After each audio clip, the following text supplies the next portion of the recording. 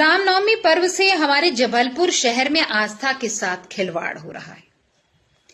कहीं लोग जो है ये बोल रहे हैं कि भाई बहुत सारे मंडला से लोग आए थे, उनको धर्म परिवर्तन के लिए प्रेशराइज किया जा रहा था।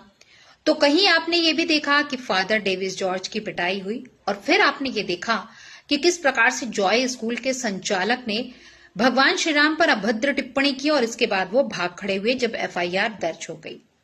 पहले वो बांधवगढ़ गए, उसके बाद कोच्चि से पकड़े गए और अब वो रिमांड पर है। और हाल फिलहाल का जो नया मामला है वो है बूढ़ी खेरमाई मंदिर का।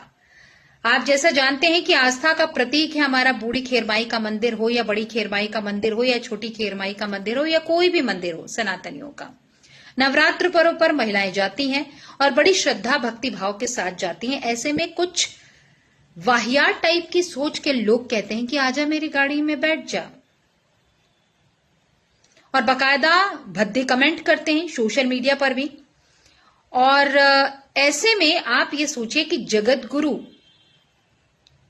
राघव देवाचार्य को मोर्चा संभालना पड़ता है, पुलिस को एक ज्ञापन सौंपना पड़ता है और बड़े तीखे स्वर में ये कहना पड़ता है कि जो ये बोलते हैं आजा मेरी गाड़ी में बैठ जा, उनको मैं बुलाना चाहूंगा और कैसे बैठा जाता ये भी बताना चाहूंगा। मां बूढ़ी खेरमाई पर अभद्र भाषा का प्रयोग करते हुए तत्काल गिरफ्तारी बाबत करने वालों पर महोदय, एक संप्रदाय विशेष के व्यक्ति द्वारा मां बूढ़ी खेरमाई पर अभद्र भाषा का प्रयोग किया गया, जिसकी एफआईआर दिनांक 8/4/2025 को शाम गोहिलपुर थाने में की गई थी, परंतु आज दिनांक 9/4/25 शाम 4 बजे तक किसी प्रकार की कार्रवाई नहीं की गई। आज रात्रि बड़ी खेरमाई अलतरिया के जवारा जुलूस है तथा कल 10/4/25 को बूढ़ी खेरमाई का जवारा जुलूस भी निकाला जाएगा। ऐसी स्थिति में कोई भी नया स्वरूप जन भावनाएं ले सकती है।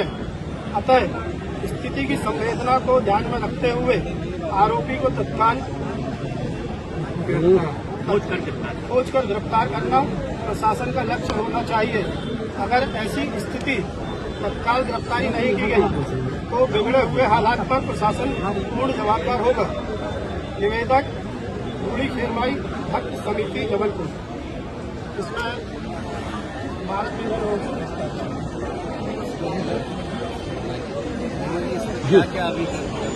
इसमें कल शाम को ये रिपोर्ट हुई थी, पर उसके पहले ही कार्रवाई शुरू हो गई थी। काफी लोगों को पूछताछ के लिए राउंड अप किया जा चुका है। उनसे जानकारी मिल चुकी वो मोबाइल इसका है।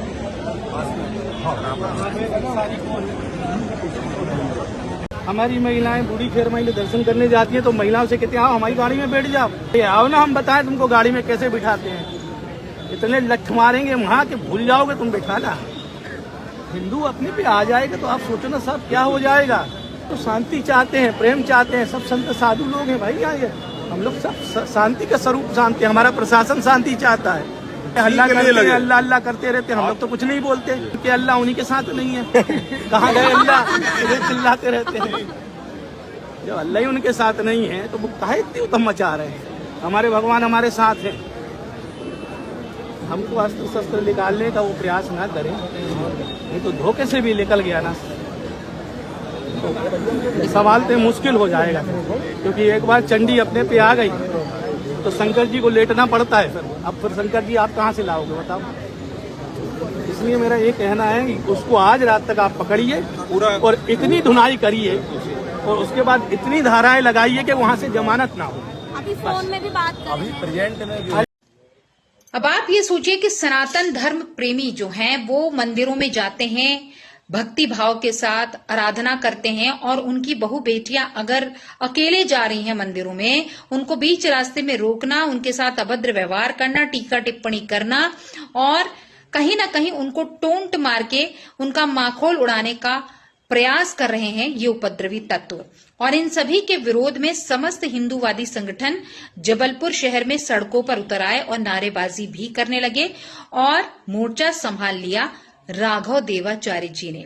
और उन्होंने एकदम कड़ी तीखी प्रक्रिया में और साथ ही साथ तीखे अंदाज में पुलिस प्रशासन से इस पर कड़ी कार्रवाई करने की अपील की है और साथ ही साथ उन्होंने कहा है कि जिनको भी गाड़ी में बैठाने का शौक है वो आगे आए, हम उनको बताएंगे कि गाड़ी में बैठा कैसे जाता है। और साथ ही साथ उन्होंने ये भी कहा कि सनातनी शांत हैं, इसका मतलब ये नहीं है कि वो आपके सवालों का जवाब नहीं दे सकते हैं।